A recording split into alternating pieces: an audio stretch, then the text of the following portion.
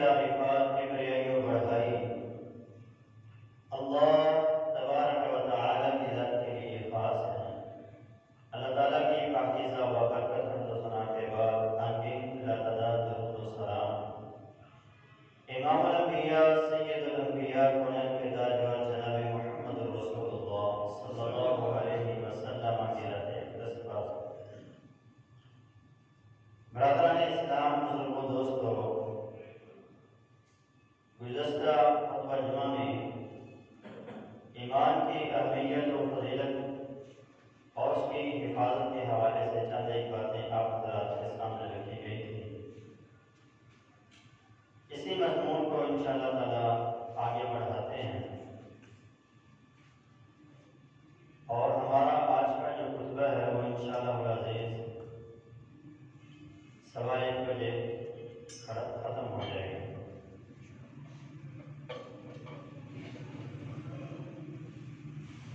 ایمان ایسی عظیم نعمت ہے کہ جس کے برابر کوئی چیز نہیں ہے۔ کوئی نیکی ایمان کا مقابلہ نہیں کر سکتی، چاہے وہ نیکی ہمیں کتنی ہی بڑی کیوں نہ نظر آ رہی ہو۔ ایمان اگر ہے تو آپ کے چھوٹے چھوٹے عمل بھی آپ کو فائدہ دے سکتے ہیں، اور اگر آپ کے پاس ایمان نہیں ہے تو آپ دن رات غربا، مساکین، بیواؤں کی مدد کرتے رہیں، دن رات آپ خدمت خلق کے کام سر انجام دیتے رہیں، آپ کے وہ کام، آپ کی وہ نیکیاں آپ کو فائدہ نہیں دیں گی، ان کی اللہ کے ہاں کوئی حیثیت نہیں ہے۔ خطبہ میں جو میں نے آیا مبارکہ تلاوت کی ہے یہ سورۃ توبہ کی آیت ہے۔ اللہ تبارک و تعالی نے یہ آیت کب نازل فرمائی؟ غزوہ بدر ہے، اللہ تعالی نے مسلمانوں کو فتح عطا فرمائی، کافروں کے 70 جنگجو مارے گئے اور 70 ان کے قیدی ہو کر مدینہ میں لائے۔ ان قیدیوں میں نبی علیہ السلام کے چچا عباس رضی اللہ تعالیٰ عنہ بھی تھے جو اس وقت مسلمان نہیں ہوئے، بعد میں انہوں نے اسلام قبول کر لیا۔ تو ان کی قوم کے لوگ انہیں تانے دینے لگے، تم کیسے لوگ ہو جو اللہ اور اس کے رسول کے مقابلے میں جھک کرنے کے لیے آگے، اور آج دیکھو اللہ نے کیسے تم لوگوں کو ذلت اور رسوائی سے دوچار کیا اور مسلمانوں کو اللہ نے تمہارے اوپر فتح عطا فرمایا۔ اس بات سے عباس رضی اللہ عنہ فرماتے ہیں اگر تم لوگ نیکی کے کام کرتے ہو تو ہم بھی بڑے نیکی کے کام کرتے ہیں، ہمارا تمہارا کوئی فرق نہیں، ہم بھی بڑے بڑے نیکی کے کام کرتے ہیں۔ اور مثال کے طور پہ انہوں نے دلیل کے لیے جو چیز پیش کی وہ یہ کہ ہم مسجد حرام کی دیکھ بھال کرتے ہیں، ہم مسجد حرام کو تعمیر کرنے والے ہیں اور اس کی دیکھ بھال بھی کرتے ہیں، اور جو وہاں حاجی عمرہ اور حج کے لیے آتے ہیں ان کی ہم خدمت بھی کرتے ہیں، ان کو ستو پلاتے ہیں، انہیں کھانا پیش کرتے ہیں، ان کی خدمت کرتے ہیں، انہیں پانی پلاتے ہیں۔ اس پر اللہ تعالیٰ نے یہ آیہ مبارکہ نازل فرمائی، اجعلتم سقایۃ الحاج وامارۃ المسجد الحرام کمن آمن باللہ والیوم الآخر وجاہد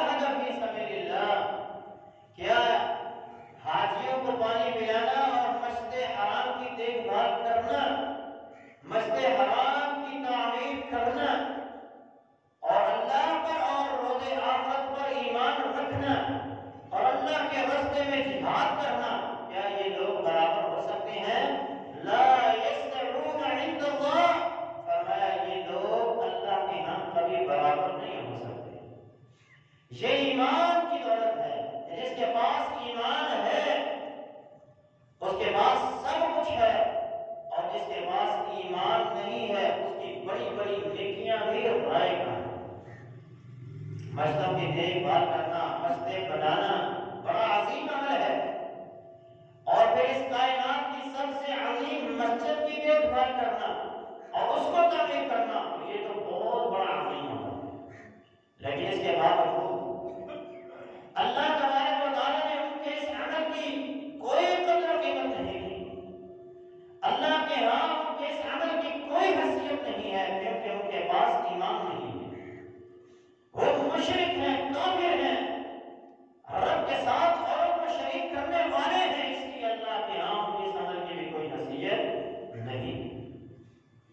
سیدہ عائشہ رضی اللہ تعالی عنہا فرماتی ہیں، میں نے اللہ کے رسول صلی اللہ علیہ وسلم سے پوچھا، اے اللہ کے رسول صلی اللہ علیہ وسلم،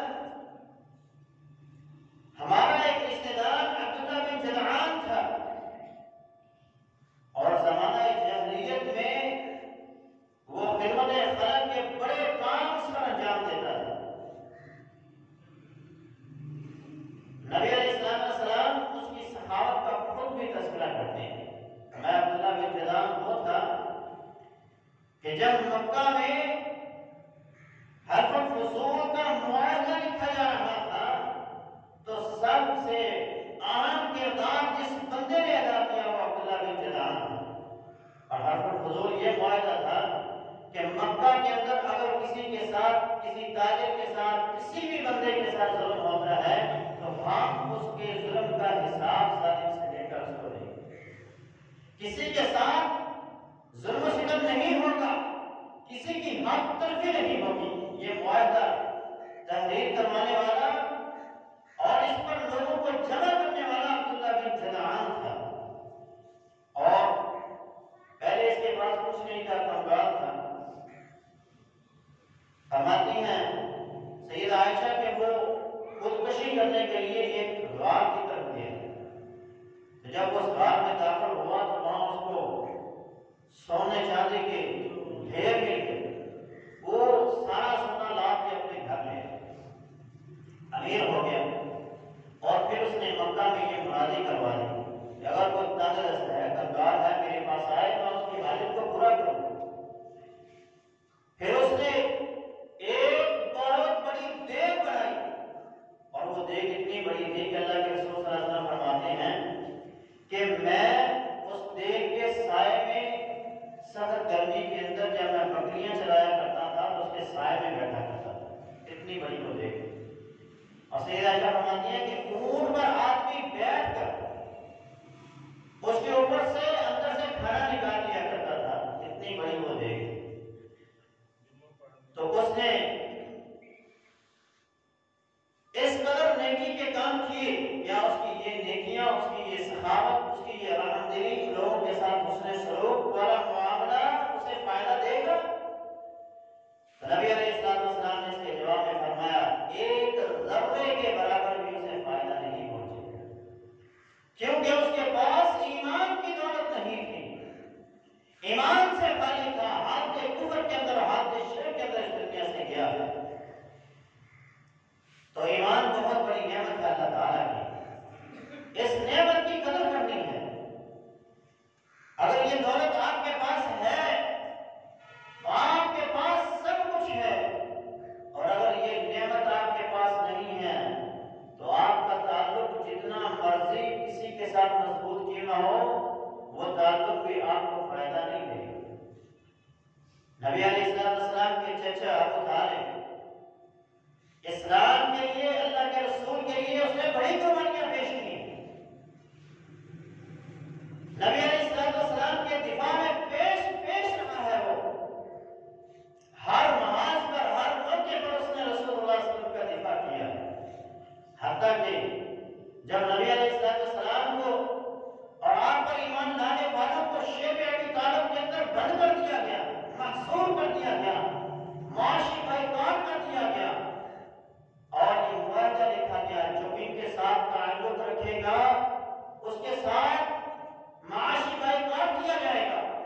3 سال تک یہ معاہدہ رہا لوگوں کا، اور لوگ اس پہ قائم رہے۔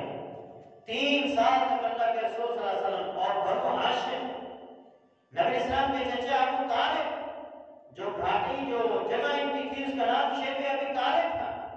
اس گھاٹے کے اندر نبی علیہ السلام کے ساتھ 3 سال تک اذیت والے یہ 3 سال انہوں نے گزارے. اس قدر اللہ کے رسول صلی اللہ علیہ وسلم کی حفاظت کرتے.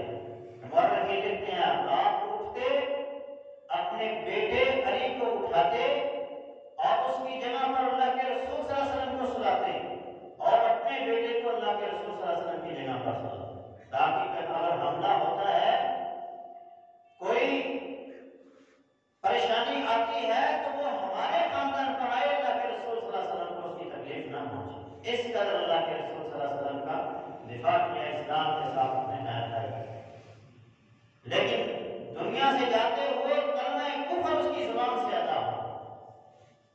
اس نے کہا اخترتم نار علی النار، میں جہنم کی آگ کو تو برداشت کر سکتا ہوں لیکن میں ان لوگوں کے کانوں کو برداشت نہیں کر سکتا.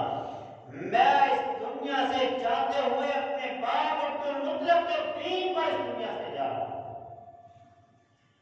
نبی علیہ السلام بولتے ہوئے وہاں سے نکلے تو اللہ تبارک و تعالیٰ نے فرمایا انک لا تہدی من احببت ولکن اللہ یہدی من یشاء، کہ آپ کا کام ہدایت دینا نہیں ہے، آپ کا کام صرف سمجھانا ہے. اختیار ہدایت کا صرف اللہ رب العالمین کے پاس ہے. جسے چاہے وہ ہدایت دے، جسے چاہے گمراہ کرے. اس کے نصیب میں ہدایت نہیں، یہ دنیا سے ایسے ہی ہے.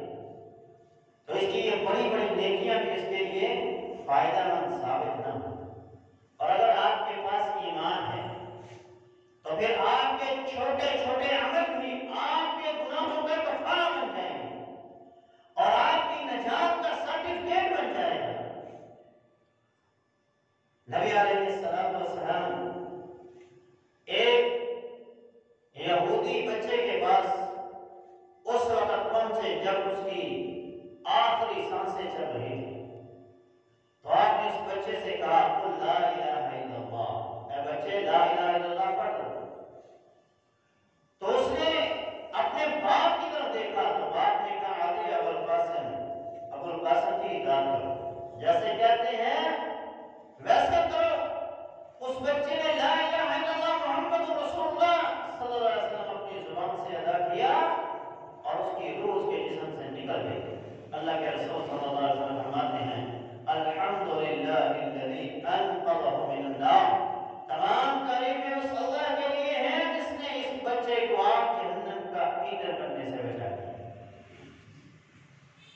تو ساری زندگی کی آواز ایک طرف اور آنکھ جھپکنے کے برابر ایمان ایک طرف ہے. وہ ساری زندگی کی گناہوں کو، ساری زندگی کی غلطیوں کو اور ساری زندگی کی نافرمانیوں کو دھو کے رکھ دیتا ہے اگر آپ کے پاس خالص ایمان ہوگا. نبی علیہ السلام نے بنی اسرائیل کی ایک فاحشہ عورت کا تذکرہ کیا، زنا کرنے والی فاحشہ عورت. رستے میں جاتے ہوئے ایک کتے کے بچے کو اس نے پانی پلایا. فرمایا اللہ نے اس کے عمل کی اتنی قدر کی کہ اس کی زندگی کی ساری غلطیوں کو، سارے گناہوں کو رب نے معاف کر دیا اور اسے جنت کا ٹکڑا عطا کیا. شرط یہ ہے کہ ایمان خالص ہونا چاہیے.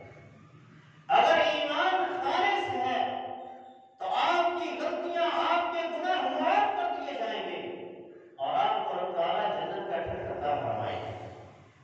نبی علیہ السلام نے ارشاد فرمایا، صحیح مسلم کی حدیث ہے، ایک بندہ رستے میں جا رہا ہے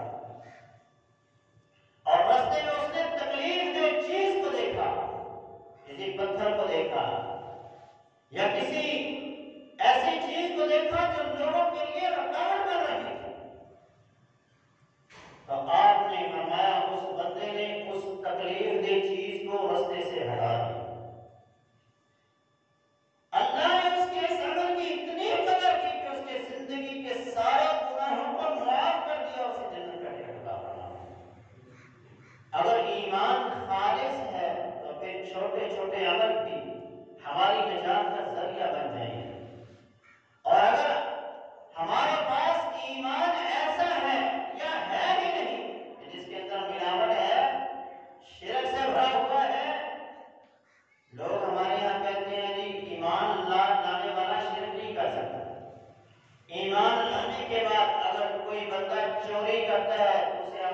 چور کہتے ہیں. اگر کوئی شراب پیتا ہے تو اسے ہم شرابی کہتے ہیں. اگر کوئی زنا کرتا ہے تو اسے ہم زانی کہتے ہیں. اسی طرح اگر ایمان لانے کے بعد کوئی بندہ شرک کا ارتکاب کرتا ہے، اللہ کے ساتھ اوروں کو شریک بناتا ہے، تو یاد رکھیے وہ بندہ مشرک ہے. کیونکہ یہ قرآن نے کہا وَمَا يُؤْمِنُ أَكْثَرُهُم بِاللَّهِ إِلَّا وَهُمْ مُشْرِكُونَ. ایمان لانے والوں کی اکثریت ایسی ہے جو ایمان لانے کے باوجود بھی مشرک ہی رہتے ہیں. لا الہ الا اللہ پڑھنے کے باوجود اوروں سے مدد مانگتا ہے. لا الہ الا اللہ پڑھنے کے بعد اوروں سے اولاد مانگتا ہے. رب کے شریک بنا لیے، کسی کو داتا، کسی کو گنجبخش، کسی کو فیض آنا، کسی کو مظہر نور خدا کر دیا. طرح طرح کی باتیں جو لوگ اپنی زبان سے ادا کرتے ہیں وہ شرکیہ کلمات. تو یاد رکھیے آپ کی زبان سے یا آپ کے اعمال سے شرک سرزد ہو گیا تو سمجھو آپ مشرک ہیں. آپ کو اپنے ایمان کی تجدید کرنی ہوگی اور بار بار قول لا الہ الا اللہ سے اپنے ایمان کی تجدید کرتے رہا کریں. صحابہ سے اللہ کے رسول نے فرمایا جددوا ایمانکم. صحابہ نے کہا اللہ کے رسول ہم اپنے ایمان کی کیسے تجدید کر سکتے ہیں؟ تو آپ نے فرمایا جددوا ایمانکم بقول لا الہ الا اللہ. لا الہ الا اللہ بار بار پڑھا کرو. لا الہ الا اللہ کا معنی مفہوم سمجھا کرو. اس کے سمجھنے سے، اس کی تشریحات، اس کی توضیحات پڑھنے سے اور لا الہ الا اللہ کا معنی مفہوم سمجھنے سے تمہیں توحید کی سمجھ آئے گی اور تمہارا ایمان جو ہے وہ خالص ہو جائے گا. تو اس لیے اپنے ایمان کو خالص بنانا ہے. اور اگر آپ کے پاس ایمان خالص ہے تو میں نے پہلے بھی کہا کہ چھوٹے چھوٹے عمل آپ کی نجات کا ذریعہ بن جائیں گے. اور اگر آپ کے پاس ایمان نہیں ہے تو پھر یاد رکھیے بڑے بڑے اعمال بھی آپ کو کوئی فائدہ دینے والے نہیں. رسول اللہ صلی اللہ علیہ وسلم کی حدیث ہے، سید انس اس حدیث کو بیان کرتے ہیں اور یہ حدیث قدسی ہے. حدیث قدسی رب تعالیٰ نے ارشاد فرمایا یا ابن آدم انک ما دعوتنی ورجوتنی. اے ابن آدم اگر تو مجھ کو پکارے گا اور میری طرف رجوع کرے گا غفرت لك على ما كان فيك ولا ابالي. تو جس حال میں بھی ہے، جیسا بھی ہے، جب تو میری طرف آئے گا میں تجھے بخشش عطا کروں گا، تجھے معاف کر دوں گا. مجھے کوئی پرواہ نہیں، کوئی مجھے پوچھنے والا نہیں کہ اس کو معاف کیا تو کیوں کیا. اللہ تعالیٰ فرماتے ہیں میں اسے معاف کر دوں گا جو مجھ سے میری طرف رجوع کرے گا، جو مجھ سے مانگے گا. اور آگے فرمایا یا ابن آدم لو بلغت ذنوبک عنان السماء والارض. عنان السماء، اے ابن آدم اگر تیرے گناہ آسمان کے کناروں تک پہنچ جائیں، اگر تیرے گناہ آسمان کے کناروں تک پہنچ جائیں ثم استغفرتنی غفرت لك ولا ابالي، اور پھر تم مجھ سے بخشش مانگے تو میں تجھے بخش دوں گا اور تیرے سارے گناہوں کو معاف کر دوں گا اور تجھے کوئی پرواہ نہیں ہے. آگے فرمایا یا ابن آدم لو اتیتنی بقراب الارض خطایا. اے ابن آدم آسمان کے کناروں تک اور پوری روئے زمین کو تم گناہوں سے بھر کے لے آئے لاتیتک ثم لقیتنی لا تشرک بی شیئا. اے ابن آدم پھر تو اس حال میں مجھ سے ملے کہ تو نے میرے ساتھ شرک نہ کیا ہو. لاتیتک بقراب الارض مغفرہ، تو میں تجھے زمین بھر کے مغفرت عطا کروں گا اور تیرے سارے گناہوں کو معاف کر دوں گا. شرط یہی ہے کہ ایمان خالص ہونا چاہیے، آپ کے پاس خالص توحید ہونی چاہیے، شرک سے پاک اور شرک کی غلاظت سے پاک ایمان ہونا چاہیے.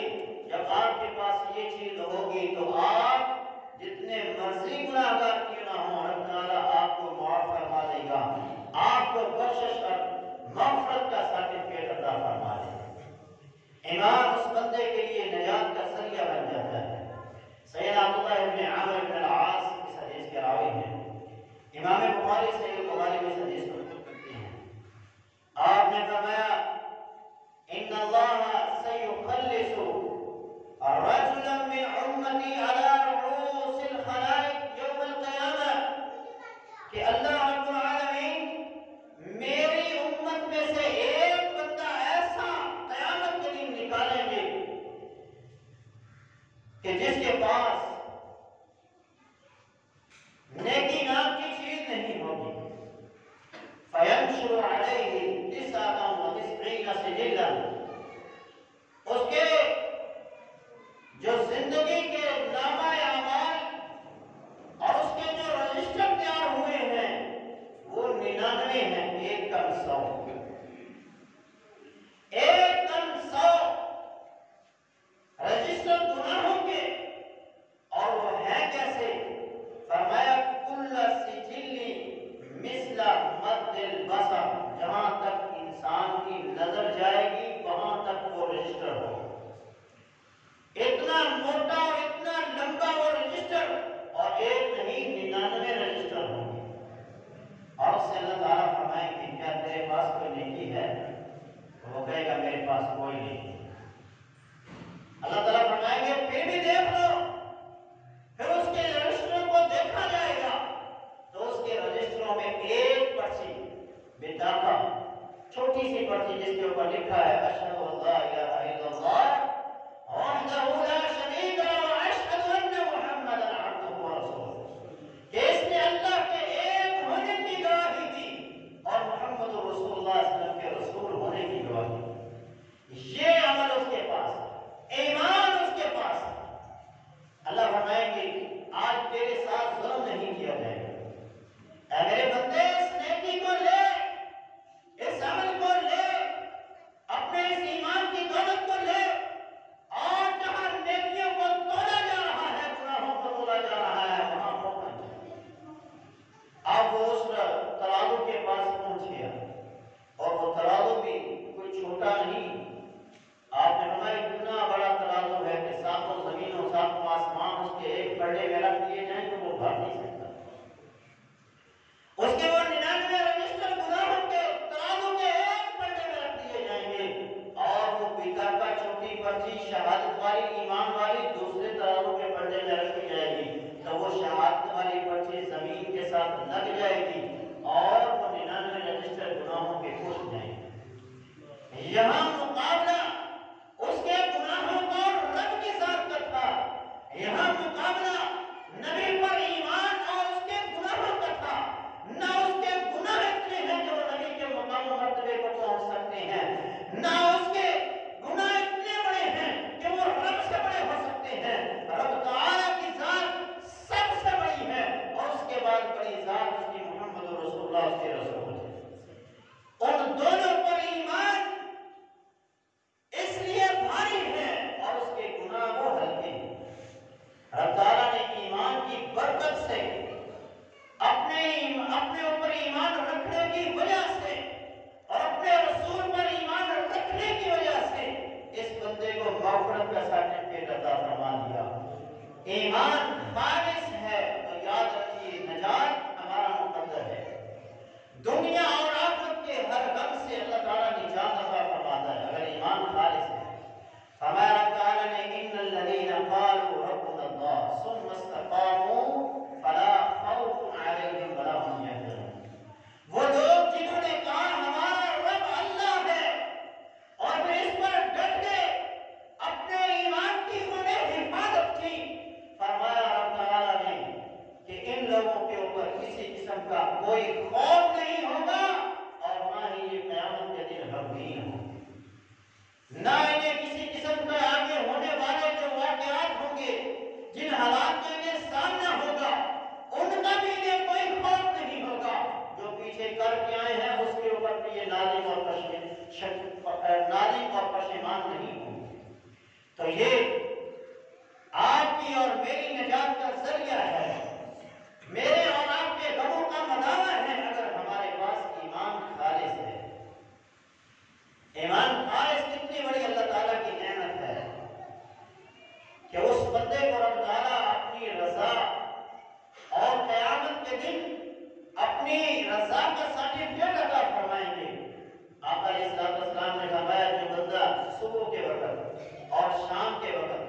یہ کلمات تین بار اپنی زبان سے ادا کرے گا اور اس پر اس کا ایمان بھی ہے، رضیت باللہ ربا، کہ میں اللہ کے رب ہونے پر راضی ہوں، کہ میرا رب میرا پالنہار اللہ ہے، اللہ کے علاوہ کوئی نہیں ہے، اور محمد رسول اللہ کے رسول ہونے پر، نبی ہونے پر راضی ہوں۔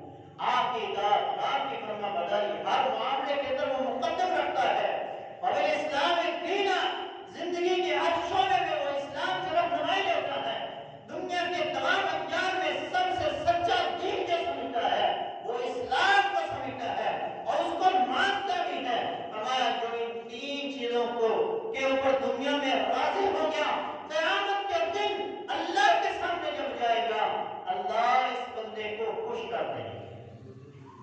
تو کتنی بڑی دولت ہے ایمان! اگر آپ کے پاس خالص ایمان ہے تو یہ آپ کی نجات کا ذریعہ ہے، اس لیے اس کی حفاظت کرنی ہے، جان سے بڑھ کے حفاظت کرنی ہے۔ اللہ نے قرآن مجید میں اور نبی علیہ السلام نے احادیث میں ایسے واقعات بیان کیے ہیں کہ لوگوں نے اپنی جان تو قربان کر دی لیکن ایمان کی دولت ہاتھ سے نہیں جانے۔ لوگوں نے دنیا کی عیش و عشرت کو چھوڑ دیا، آسائش اور خوشحال زندگی کو چھوڑ دیا، لیکن ایمان کو ہاتھ سے جانے نہیں دیا۔ فرعون جو اس وقت دنیا کا حکمران تھا اور اس کا یہ دعویٰ تھا کہ میں رب ہوں اور سب سے بڑا رب ہوں، اور اس کی بیوی حضرت موسیٰ پر ایمان لے آئے، اور یہ عیش و عشرت کی زندگی گزارنے والی پھر اس کو اذیتوں میں مبتلا کیا گیا، تکالیف اس کو دی گئی، مسائل کا ایسے سامنا کرنا پڑا، مشکلات کا ایسے سامنا کرنا پڑا۔ جو عیش و عشرت کی زندگی گزارنے والی تھی اور بہترین سونے اور چاندی کے بیڈوں کے اوپر سونے والی تھی، اور وہ اب زمین پر لٹائی جاتی ہے، اس کو زمین پر باندھ دیا گیا۔ باندھا بھی کس انداز میں گیا کہ اس کے ہاتھوں میں لوہے کی میخیں کاٹ دی گئیں، پاؤں میں لوہے کی میخیں کاٹ دی گئیں، اس طرح سے زمین کے ساتھ چپکا دیا گیا۔ اذیت، تکلیف اس قدر بڑھ گئی کہ رب کے حضور دعا کرتی ہے، اذ قالت رب ابن لی عندک بیتا فی الجنہ، اے اللہ اب اس دنیا کی تکلیفیں برداشت نہیں ہو سکتی، میں نے تجھ پر ایمان لائی ہوں، میں تجھ پر ایمان لائی ہوں، اب مجھے اپنے پاس بلا لے، جو میرے لیے گھر تیار کیا ہے وہ گھر مجھے دکھا دے۔ نبی علیہ السلام فرماتے ہیں آسمانوں کے پردوں کو چاک کر دیا گیا اور رب نے جنت میں جو اس کا مقام تھا وہ مقام کو گھر اسے دنیا میں ہی دکھایا۔ تو ایمان بہت بڑی دولت ہے، اس کو اپنے ہاتھ سے نہیں جانے دینا، چاہے جان جاتی ہے تو جائے لیکن ایمان کی دولت ہاتھ سے نہیں جانی چاہیے۔ موسیٰ علیہ السلام کی قوم میں ایک بندہ تھا، ایک بچہ تھا، اور اس وقت لوگ کفر کے اندر بہت زیادہ بڑھ چکے تھے۔ وہ بچہ جو تھا ایک وزیر کا بچہ تھا، تو جو وہاں کا بادشاہ تھا وہ جادو سیکھنے کے لیے اس بچے کو ایک اپنے عامل کے پاس بھیجتا تھا۔ وہ جادو اس چیز سے سیکھ رہا تھا، رستے میں ایک عیسائی جو تھا وہ بھی اپنا عبادت کے اندر، اپنے معبد کے اندر رہتا، تو وہ اس کی عبادت کو بھی دیکھتا اور اس عامل کی عبادت کو بھی دیکھتا، اس جادوگر کی عبادت کو بھی دیکھتا، تو اسے اس عیسائی کی جو عبادت تھی یہ بڑی اچھی لگی۔ تو پھر اس نے اس کے پاس بھی بیٹھنا شروع کر دیا، اس کے پاس بھی بیٹھنا شروع کر دیا۔ وہ لیٹ ہو جاتا تو باپ اس کو مارتا، تو لیٹ کیوں آیا؟ اس نے اس راہب سے کہا کہ بھیا یہ ہے، میرا باپ مجھے مار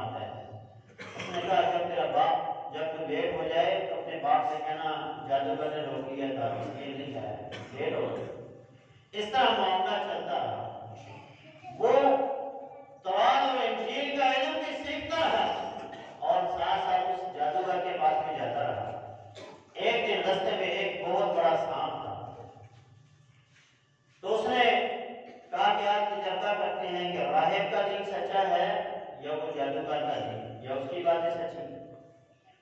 تو اس نے ایک چھوٹا سا پتھر لیا اور اس نے کہا کہ اگر راہب کا دین سچا ہے تو اس اژدہا کی موت ہو جائے، اور اگر اس عامل کا دین سچا ہے، جادوگر کا دین سچا ہے، تو پھر یہ زندہ ہے. جب اس نے وہ پتھر اس کی طرف پھینکا جو لوگوں کو اژدہا تکلیف دیتا تھا، رستے میں رکاوٹ ڈالتا تھا، تو وہ سانپ جو تھا، وہ اژدہا جو تھا، وہ مر گیا. اب اس کے چرچے ہونا شروع ہو گئے تو لوگ اس کے پاس آتے، دعا کرواتے، یہ دعا کرتا اللہ شفا دے دیتا، کوئی بیمار ہوتا اس کو شفا مل جاتی. اس طرح اس کا چرچا بڑا مشہور ہو گیا.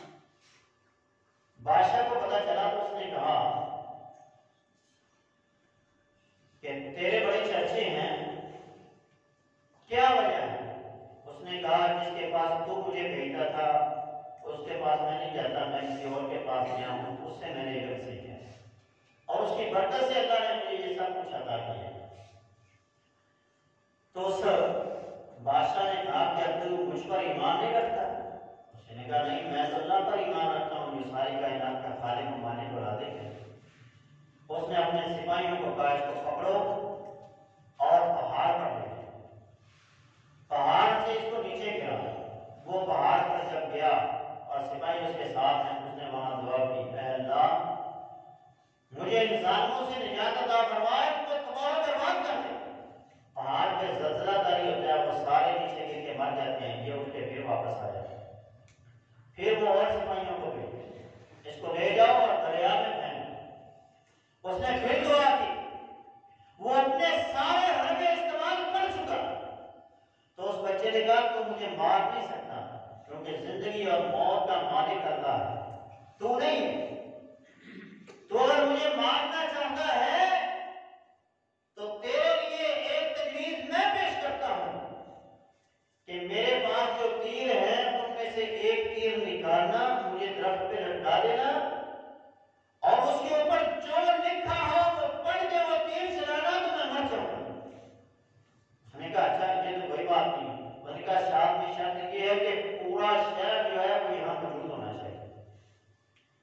اس نے کہا یہ ٹھیک ہے. لوگ جمع ہو گئے، اس کو لٹکا دیا گیا پتھر کے درخت کے اوپر اور اس نے اس کی تھیلے سے وہ تیر نکالا اور اس کے اوپر لکھا ہوا تھا بسم اللہ رب ھذا الغلام.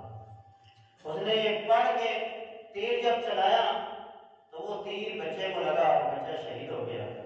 اور وہاں جتنے لوگ تھے وہ سب کے سب اللہ پر ایمان لے آئے. اس نے کہا یہ تو کہہ رہا ہے کہ میں رب ہوں، جبکہ یہ تو کسی اور اس بچے کے رب کا نام لے کر کے چلایا ہے، تو تب اس کی موت واقع کر گئی. تو یہ تو اس سے مر نہیں رہا. وہ سب اس پہ ایمان لے آئے.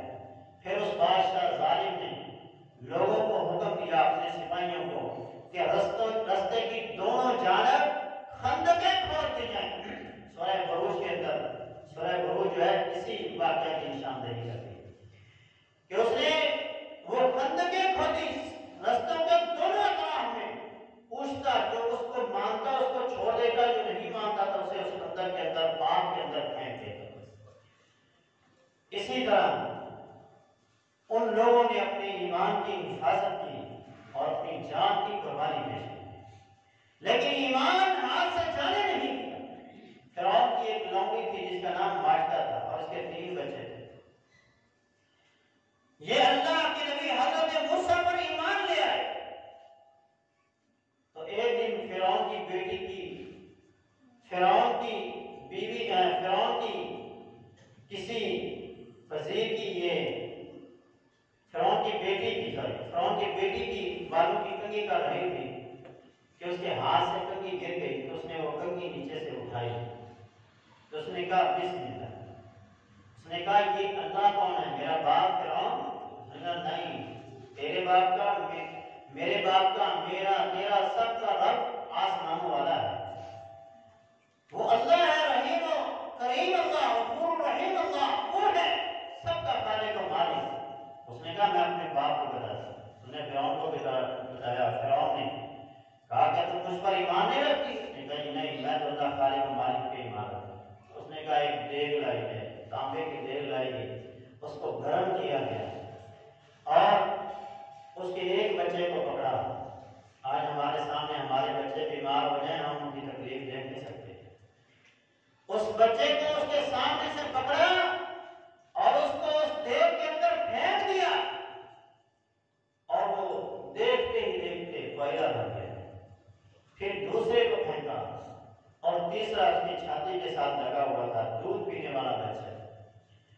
جب چھین کے وہ پھینکنے لگے تو ماں تھی ڈر گئی، تو اس بچے نے کلام کیا اے ماں صبر کرو، یہ جو تپتی ہوئی دیر تجھے نظر آ رہی ہے یہ جہنم نہیں بلکہ رب کی جنت ہے، اس کے بعد جنتوں میں پہنچیں گے۔